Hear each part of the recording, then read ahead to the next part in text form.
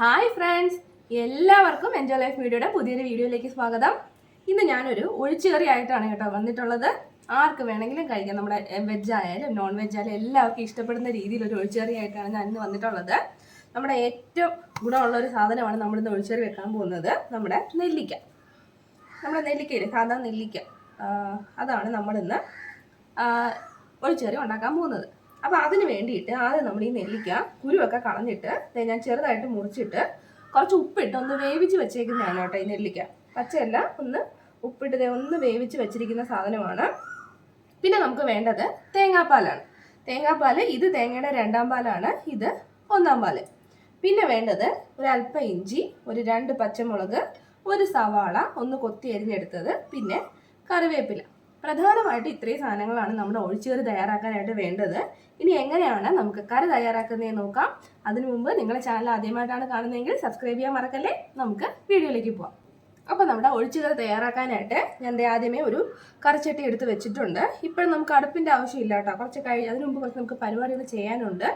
കുറച്ച് കഴിഞ്ഞിട്ട് മതി അടുപ്പിൻ്റെ ആവശ്യമൊക്കെ. അപ്പോൾ ഒരു ചട്ടി എടുത്തിട്ട് നമുക്ക് ആദ്യം നമ്മൾ എടുത്ത് വെച്ചിട്ടുള്ള സാധനങ്ങളില്ലേ, പച്ചമുളക്, സവോള, പിന്നെ ഇഞ്ചി, ഇത്രയും സാധനങ്ങൾ ഞാൻ ആ ചട്ടിയിലേക്ക് ഇട്ട് കൊടുത്തിട്ടുണ്ട്.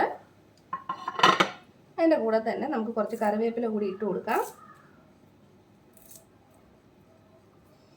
ഇനി നമ്മൾ വേവിച്ച് വെച്ചിട്ടുള്ള നെല്ലിക്കയും കൂടി ഇതിലേക്ക് ഇട്ട് കൊടുക്കാം. ഇനി ഇതിലേക്ക് നമുക്ക് പൊടികൾ ചേർത്ത് കൊടുക്കാം. ഞാൻ ഇടാൻ പോകുന്നത് ഒരു 1/2 സ്പൂൺ, ഈ ഒരു സ്പൂണിൽ 1/2 സ്പൂണോളം മല്ലിപ്പൊടിയാണ് ഇട്ട് കൊടുക്കുന്നത്. അതേ സ്പൂണിൽ തന്നെ 1 സ്പൂൺ മുളക് പൊടി. ഇനി നമുക്ക് മഞ്ഞൾപ്പൊടി ചേർത്ത് കൊടുക്കാം.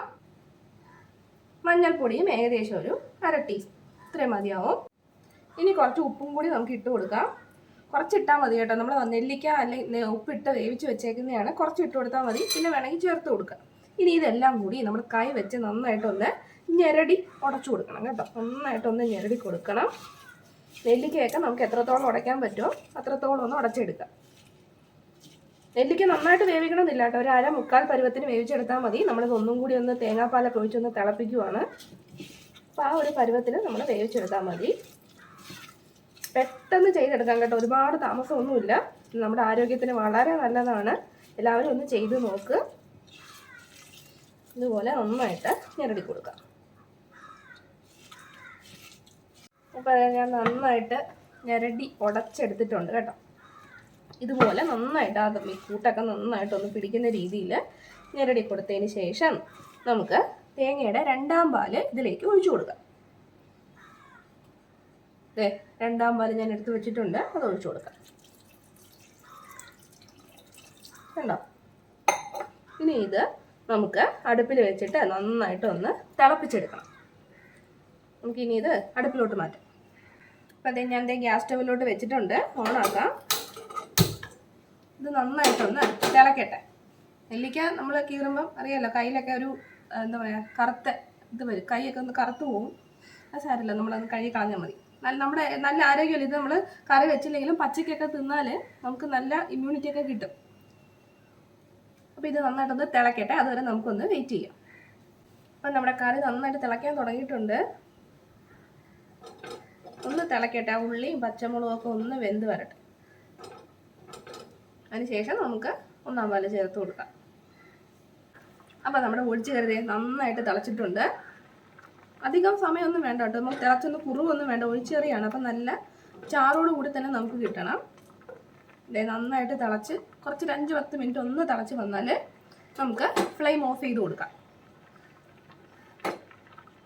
ഫ്ലെയിം ഓഫ് ചെയ്തതിന് ശേഷം മാത്രം 1ാം പാല് ചേർത്ത് കൊടുക്കാം. ചട്ടിയല്ലേ, അപ്പോൾ കുറച്ച് നേരം കൂടി ആ തിളയൊന്ന് നിൽക്കും.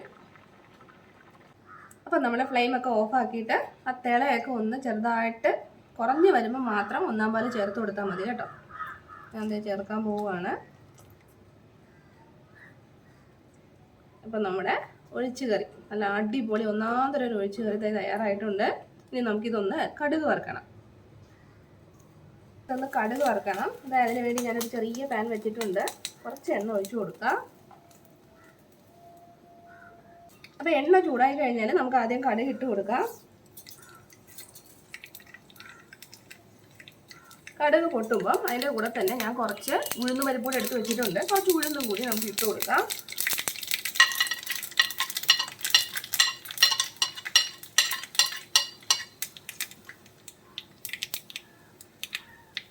രണ്ട് വറ്റൽമുളക്,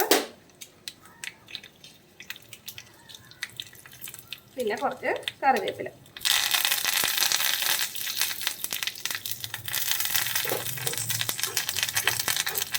ആ ഉഴുന്ന് പരിപ്പ് നല്ലൊരു ബ്രൗൺ കളറായിട്ട് വരുന്ന വരെ നമുക്കൊന്ന് വഴറ്റി കൊടുക്കാം.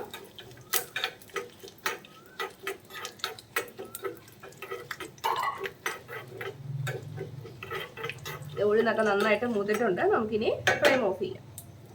ഇനി ഇത് കറിയിലേക്ക് ചേർത്ത് കൊടുക്കാം. കറിയിലേക്ക് ചേർത്ത് നമ്മുടെ ഒഴിച്ചുകറി അങ്ങനെ തയ്യാറായിട്ടുണ്ട്. നല്ലൊരു മണമുണ്ട് കേട്ടോ. എളുപ്പമല്ലേ, അധികം സമയമൊന്നും വേണ്ടല്ലോ. നല്ല ഹെൽത്തിയുമാണ്. എല്ലാവരും തീർച്ചയായിട്ടും ചെയ്ത് നോക്കണേ. വീഡിയോ ഇഷ്ടപ്പെട്ടാൽ ചാനൽ സബ്സ്ക്രൈബ് ചെയ്യാൻ മറക്കരുത്. പുതിയൊരു വീഡിയോയിൽ നമുക്ക് വീണ്ടും കാണാം. അതുവരെ ബൈ ബൈ.